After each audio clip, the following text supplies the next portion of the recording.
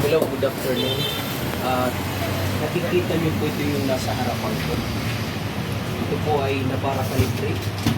Kinabitan po natin siya ng roll bar nose. Kinabitan din po natin siya ng roller coded lock. At syempre, ipapakita ko sa inyo kung paano hindi mo. So tara, let's go! Diretso lang!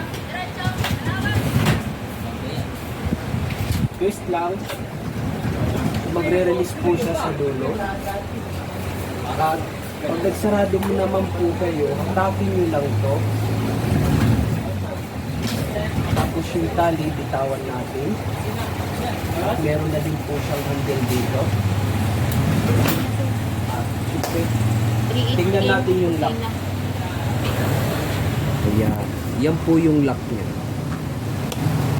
Tapos, ito yung brand ng roller lead natin.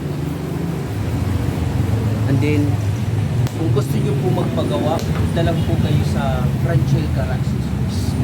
Kompleto po tayo rito, pang pick up, roller lead, roll bar, or mga body kits accessories. So, kompleto din tayo rito pang off-road. Kaya, maraming salamat. Hanggang dito na lang po ang Ano order mo kayo?